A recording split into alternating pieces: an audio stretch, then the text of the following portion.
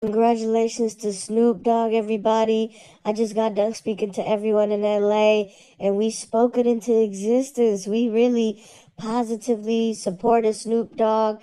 We so happy for Snoop Dogg right now. We want to just go ahead and show the support as fans out here.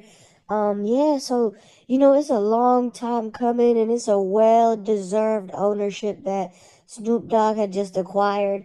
That he had did so much for Death Row Records during the peak of their prime that he really, without him, it wouldn't have been the same. All those Tupac beats wouldn't have been possible because they were made by Snoop. So due to the fact that, man, and Dr. Dre, Dr. Dre didn't really do anything to help Snoop Dogg to get the money that he was for his royalties before. And now that he's got the death row, it is so much of a, big weight lifted off of Snoop Dogg's shoulders. It's really a long time coming and everything like that. Yeah, like he should have owned death row a long time ago. And if it wasn't just, Suge Knight was just being a big bully all these years and didn't want to let nobody take ownership, even though he couldn't do nothing to keep the business going. So basically, Death Row was just surviving off of the royalties and the past music. Tell me the last time you heard a Death Row artist come out. And so now Snoop is about to sign, he's about to sign some Hispanic rappers. He's going to sign rappers from the East Coast. One of the sources from New York is telling me that they're looking to do a branch with Nas to do a Death Row East. Because if you remember, Death Row was in a lot of controversy because of the East Coast West Coast beef. Y'all remember the East Coast West Coast beef? If there's any of you OGs out there who still remember the East Coast West Coast beef, y'all still remember Biggie Smalls, like Biggie B.I.G.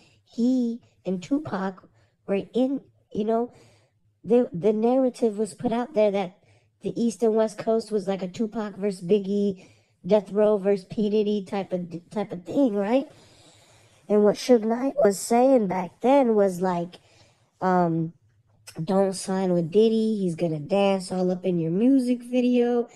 Your producer's just gonna take all the attention from you, and he's just supposed to be an executive producer. You're not supposed to be all up in your shows, all up in your videos, snatching the mic out of your hand and all that stuff. So Suge Knight was telling the folks back then that he was more level-headed and didn't want the clout and was like, I'm not going to be up in your videos and stuff like that. So the East Coast, West Coast ignited back then. And now Snoop is going to turn it around and make a East Coast, West Coast mashup. He's going to do the connection to bring Nas and Snoop Death Row together. He might even get... I heard Kanye West is joining Death Row to support them. He's joining in the support. So he not signing to Death Row. Kanye got good music, but he's going to join in the support, and he's going to go ahead and show love and try to put Snoop Dogg on top. But we're really all excited to see what Snoop does and what he makes out of this opportunity. We all know that, any other opportunity Snoop Dogg had, he's really hit the ground running and just took off with it and made it into a success. So I believe he's going to be able to do the same thing with the label. He's really just going to go ahead and start the new chapter, and this time around, it's not going to be no bully behavior. He's not going to be Suge Knight. He's not going to be running people over and things like that. And Snoop Dogg really wants to see those artists succeed, so he's going to be generous with the signing bonus.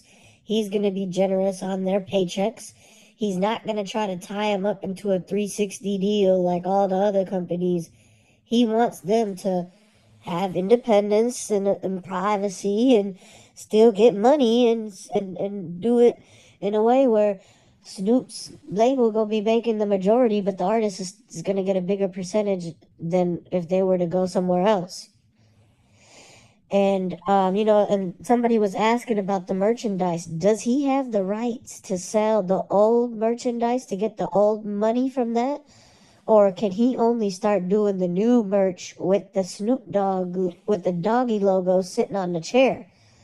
Because it used to be the guy on the electric chair with the bag over his head. Um, and now it's the Snoop Doggy Dog sitting on a throne, not an electric chair. So that's the new Death Row logo when you break it down. And Snoop had the chain made and everything by, I think it was GLD. You know that company that you could go on Instagram and buy gold chains? Well, they actually sponsor Death Row now. And they say, hey, if we will pay you to let us make you a Death Row chain. So Snoop said, yeah, that sounds good to me. And so he went ahead with that, promoted them, they sponsored him, paid him, and gave him a brand new gold chain with some diamonds in it for Death Row. And so that's official now. I think on the merch, and he just might as well just start selling the new merch, the new branding, because the old stuff is got the negative energy, the negative aura tied to it still. You don't want the negative Suge Knight energy in your business. So he needs to do a deep clean of all the old stuff and change the logo and show that it is a new generation. Like, them really bad sports teams after they had a bad run with a certain coach or a certain player done left them high and dry. They changed the whole color scheme, logo, court, jerseys, and everything. So that's the same thing with Snoop. He's showing that, hey, this team is under new ownership, so we are going to update the logo, update the look, bring it up to modern times. I mean, this business was left as, like the last time somebody was physically operating it, like actually trying to do the back end and get the artists and all that. It's been years. That other company, they was just collecting the check from the Pac songs and the Dre songs. So they didn't care about signing nobody. They strategically only acquired it at first just to get the money from the royalties. But then all the new music came out and it dipped. They said it's a good time to sell it off. But they said, you're going to have to give us a good reason. We're not just going to give it up for free. So somebody had to do something to get that. That's a whole other thing that we could kind of dive deep more into. Like, what do you think must have been done for him to get that? Because they don't talk about how much money it cost.